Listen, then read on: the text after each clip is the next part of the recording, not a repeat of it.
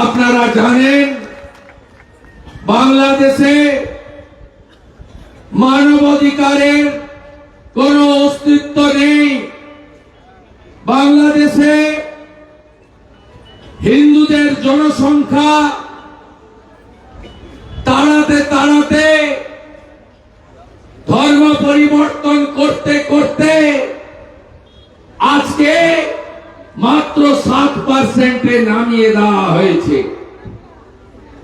যেমন আফগানিস্তান, পাকিস্তান, ওখানে হিন্দু, শিখ, জৈন এদেরকে কার্যত শূন্য করে দেওয়া হয়েছে। এদের একটাই এজেন্ডা, বাংলাদেশ থেকে হিন্দু শূন্য করতে হবে। হিন্দু এলাকায়, হিন্দু বাড়ির সামনে, হিন্দু মন্দিরের সামনে মিছিল করছে। কি বলছে? নয় ধর্ম ছাড়ো, নয় দেশ ছাড়ো। কি বলছে? ভারত যাদের মামার বাড়ি, বাংলা ছাড়ো তাড়াতাড়ি। কি সাহস! আরে তোদের উপরে আমরা নির্ভর করি না, রাজাকারের নাতি,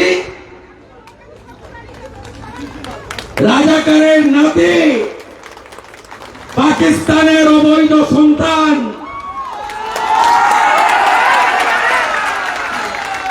তোদের উপর আমরা নির্ভর করি না, আমাদের উপর তোরা নির্ভর করেন। মোল্লা ইউনূস, ভালো করে শুনে রাখো।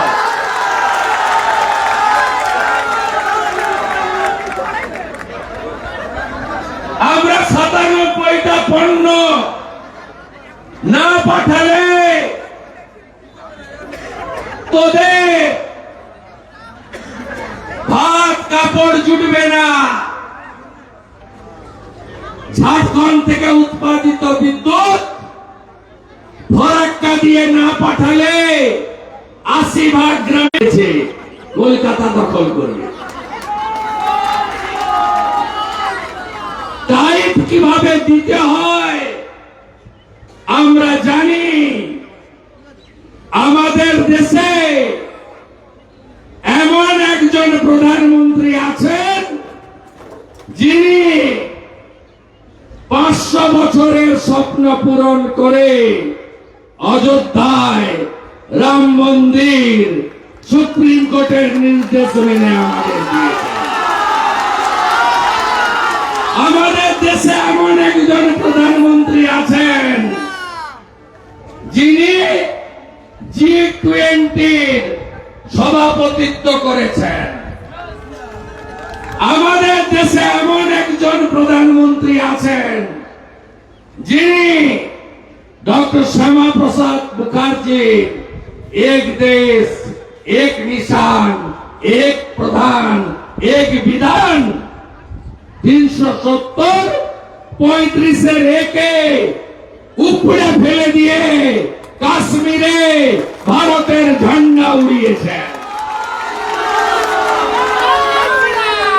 আমাদের দেশে এমন একজন প্রধানমন্ত্রী আছেন যিনি কোভিডে 10 মাসের মধ্যে আমাদের চিকিৎসা বিজ্ঞানীদের দিয়ে 3টে দেশীয় ভ্যাকসিন বের করে ভারতবর্ষের 250 ডোজ দিয়ে ওই মোল্লা ইউনূসের বাংলাদেশকে হাসিনা ম্যাডামের অনুরোধে বিনা পয়সায় কোভ্যাক্সিন দিয়েছেন।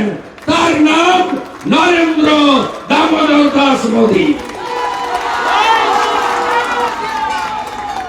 12তম অর্থনৈতিক দেশ ছিলাম 14-র আগে, আজকে 4র্থ। সামরিক শক্তিতে আমেরিকা রাশিয়ার পরে চীনের সঙ্গে পাল্লা দেওয়ার ক্ষমতা যদি কারোর থাকে তার নাম ভারতবর্ষ। খুব আওয়াজ না?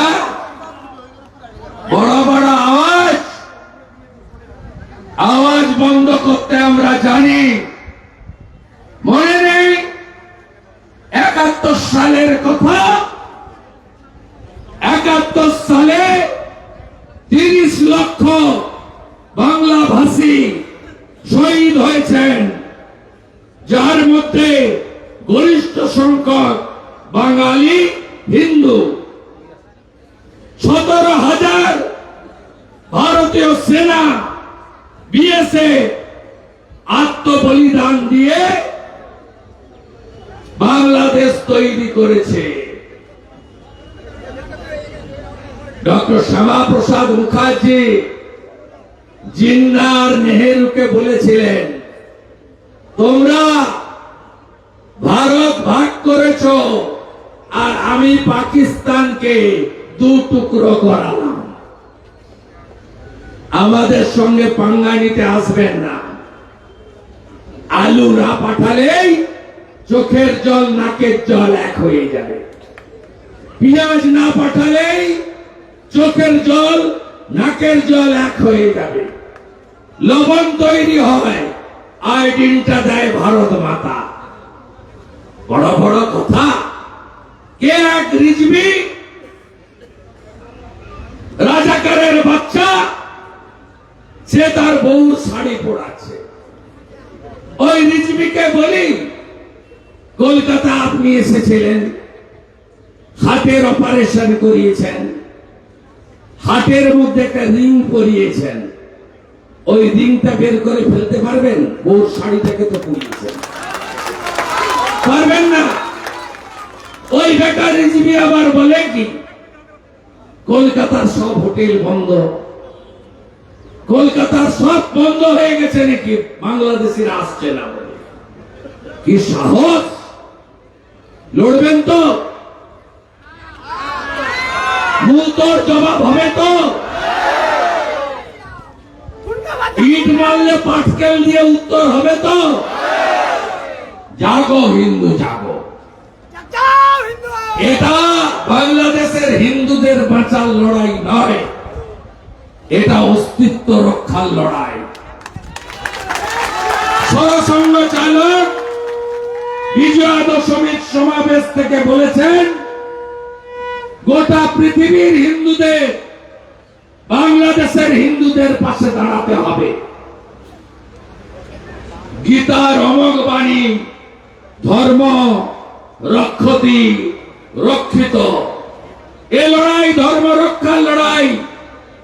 গ্রামে সিপিএম, বিজেপি, তৃণমূল, কংগ্রেস সব কমিটি থাকবে, কিন্তু এবারে সময় এসেছে হিন্দুদের ধর্ম রক্ষা কমিটি তৈরি করা।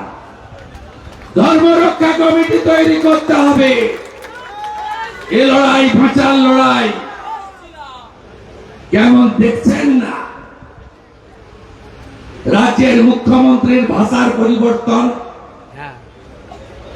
এটা হচ্ছে কেন জানেন? আপনারা ঐক্যবদ্ধ হচ্ছেন বলে। উনি বুঝতে পারছেন শুধু 30% দিয়ে বৈতরণী বাড়ানো যাবে না, 70% এক হয়ে যাচ্ছে। তাই প্রথমে বললেন রাজাকারদেরকে ভারতে নেব, বাংলা পশ্চিমবঙ্গে নেব। কবে বললেন? 21শে জুলাই বললেন, ধর্মতলা থেকে দাঁড়িয়ে। উনার এক মন্ত্রী তো আরো এক ধাপ এগিয়ে, সিদ্দিকুল্লাহ চৌধুরী বললেন মোহাম্মদ ইউনূস ঠিক করছে। ওটা ওর অভ্যন্তরীণ বিষয়। ভাবতে পারেন তিনি আমাদের রাজ্যের মন্ত্রী, বিধানসভায় বলছেন লুকিয়ে এসেছেন, কখন আসবে কেউ জানে না। নিজের ফেসবুকে পোস্ট করেছেন 1 কোটি রোহিঙ্গা মুসলমান আপনি ঢুকিয়ে দিয়েছেন পশ্চিমবঙ্গে। হ্যাঁ না না বলুন? আমাদের ভারতীয়দের সঙ্গে কোনো বিরোধ নেই, বিরোধ তাদের সঙ্গে, মুসলমান হোক খ্রিস্টান হোক, ভারতীয়দের কেড়ে নিয়ে যাচ্ছে। এই কাজটা আপনি করছেন, প্রমাণ নেবেন? আপনি বিধানসভায় দাঁড়িয়ে বাংলাদেশের হিন্দুদের সহানুভূতি দেখাচ্ছেন, ঠেলায় না পড়লে বিড়াল গাছে ওঠে না। আমি আপনাকে, আপনি মুখ্যমন্ত্রী, লিডার অফ দ্য হাউস, আমি বিরোধী দলনেতা, লিডার অফ দি অপোজিশন, আমি আপনাকে বিনীতভাবে দুটো কাজ করে দেখাতে বলবো যে আপনি প্রকৃতপক্ষে ভারত মাতাকে সুরক্ষিত রাখতে চান। আপনি বাংলাদেশে মন্দির ভাঙা, হিন্দু নিধন, চিন্ময় কৃষ্ণ প্রভু সহ সন্ন্যাসীদের জেলে পোড়া, হিন্দুদের বাড়ি ঘর দোকানপাট লুট করা, আপনি প্রতিবাদ করতে চান। দুটো কাজ করতে পারবেন মাননীয়া? এক, সিদ্দিকুল্লাহ চৌধুরীকে মন্ত্রিসভা থেকে বরখাস্ত করতে পারবেন? পারবেন? কারণ উনি প্রকাশ্যে ইউনূসকে সমর্থন করেছেন। আর একটা কাজের জন্য অমিত শাহজি 23 সালের ফেব্রুয়ারিতে নবান্ন পর্যন্ত এসেছেন। উনি অনেক বড় নেতা। অমিতজি যখন ফিরছেন এয়ারপোর্টে, সুকান্ত বাবু সাক্ষী আমার সাথে ছিলেন, আমরা দুজনে একসঙ্গে ছিলাম। আমি জিজ্ঞেস করেছিলাম মাননীয় স্বরাষ্ট্রমন্ত্রীকে, আমরা তো বুঝতে পারলাম না আপনি এলেন কেন। উনি বললেন, আমি দেশের স্বার্থে এসেছি। ভারতবর্ষ বাংলাদেশ মোট 4000 কিলোমিটার বর্ডার আছে, তার মধ্যে 2200 কিলোমিটার পশ্চিমবঙ্গে। মমতা ব্যানার্জি 931 কিলোমিটার বেড়া সম্পূর্ণ করার জন্য যে জমির দরকার ভারত সরকারকে দিচ্ছেন না। ভাবতে পারেন, বেড়া দিতে দিচ্ছে না কাঁটাতারে। 931 কিলোমিটার দেশের সরকার বলছে উচিত মূল্যে কিনবো, সলেসিয়াম দিয়ে কিনবো, বাড়তি টাকা দিয়ে কিনবো। 1894 সালের জমি অধিগ্রহণ আইন ডিএমদের হাতে, কালেক্টরের হাতে। আর collector control by the state secretary, অর্থাৎ মুখ্যমন্ত্রীর দ্বারা। গত কয়েকদিন আগে মাননীয় অমিত শাহজি এখানে ল্যান্ড কোর্টে এসেছিলেন পেট্রোপলে। সেদিন ভারত সরকারের স্বরাষ্ট্র সচিব গোবিন্দ মোহন আইএস কর্মসূচির পরে নবান্ন গিয়ে হাত জোড় করে বলেছেন, জমিটা দিন। হু করে রোহিঙ্গা মুসলমান বেড়া না থাকার জন্য ঢুকে পড়ছে, শাহজাহানরা ঢোকাচ্ছে। বদলে যাচ্ছে ডেমোগ্রাফি। লালটু শেখ, আব্দুল মান্নান ধরা পড়ল সোনারপুরে। 17টা অবৈধ আধার কার্ড, 19টা এপিক কার্ড, সব হিন্দু নামে। ভাবতে পারেন, জাহাঙ্গীরপুরি দিল্লি হনুমান জয়ন্তীর মিছিল আক্রমণ, গ্রেফতার বাংলাদেশি। রিমান্ডে বলল গোসাবা দিয়ে ঢুকেছি, বারুইপুরের উপর দিয়ে।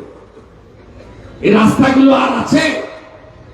বাসন্তী এক্সপ্রেস হয়ে বারুইপুরের রাস্তা, আপনার এদিকে ওদিকে আর কিছু আছে?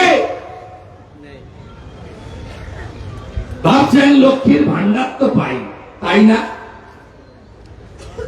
বাংলাদেশে যান, শাখা পলা দেখলেই মারছে, মাথায় সিঁদুর দেখলেই মারছে, গলায় কণ্ঠি দেখলেই ছিঁড়ছে, ধুতি পরলেই কাছা খুলছে। মাথায় শিকা দেখলেই কাঁচি দিয়ে কাটছে। যান বাংলাদেশে, পশ্চিমবঙ্গ বদলে যাচ্ছে। ইন্দোরে সেক্স র্যাকেট, বাংলাদেশি গেলেন কোথা দিয়ে? ইসলামিক কান্ট্রি আছে, ইহুদিদের অনেক দেশ, খ্রিস্টানদের অনেক দেশ, বুদ্ধিস্টদের অনেক দেশ। আপনার আমার হিন্দুদের ধর্ম যার যার রক্ষা করার দায়িত্ব আপনার। এই মুখ্যমন্ত্রী পশ্চিমবাংলার হিন্দুদেরকে প্রোটেকশন দিতে পারেননি। তফসিলি পরিবার, ছোট ছোট বাচ্চা মেয়ে ধর্ষণ হয়, খুন হয়, ধরা পড়ে কে? কালিয়াগঞ্জের জাভেদ, মাটিগাড়ার সাদ্দাম। কদিন আগে একটা ফাঁসির অর্ডার হলো কুলতলি জয়নগর, 9 বছর ফিশারম্যান পরিবারের বাচ্চা মেয়ে। এখনো ঘুমাবেন পুলিশের ভয়ে? চিন্ময় প্রভু তো জেলে আছে, মাথা নত করেছে? তার প্রসাদ দিতে যে গেছিল তাকেও জেলে পুরেছে, মাথা নত করেছে? সন্ন্যাসীদের দেখে শিখুন, বাংলাদেশের হিন্দুদের দেখে শিখুন কিভাবে এক্সিস্টেন্সের লড়াই করছে। 71-এ 22%, 51-তে 31%, 47-এ 33%, আজকে 7%। থাকবে সংখ্যা। ওরা যতক্ষণ 50% হয়নি ততক্ষণ সেকুলারিজম আর কনস্টিটিউশন সংবিধানের কথা বলবে, আর যখনই 50 পেরিয়ে যাবে বলবে আমার পার্সোনাল ল থাকবে। মোদিজি জব্দ করেছেন ট্রিপল তালাক এনে, তালাক তালাক তালাক। আর বললেই এখন মুসলিম মহিলা বলছে মোদি মোদি মোদি, যোগী যোগী যোগী। ওয়াকফের বিল আটকাতে পারবেন না। মামার বাড়ি কল্যাণ ব্যানার্জি 5 10 জন 15 জন যেখানেই নামাজ পড়বে জায়গা হবে ওয়াকফের। আরে মোদিজি যতক্ষণ আছে সে গুড়ে বালি, হইব না হইব না হইব না। এই মুখ্যমন্ত্রীর মুখটা সেলাই ছিল। ফালাকাটায় দুর্গা পূজা হচ্ছে, ঢুকে পড়লো।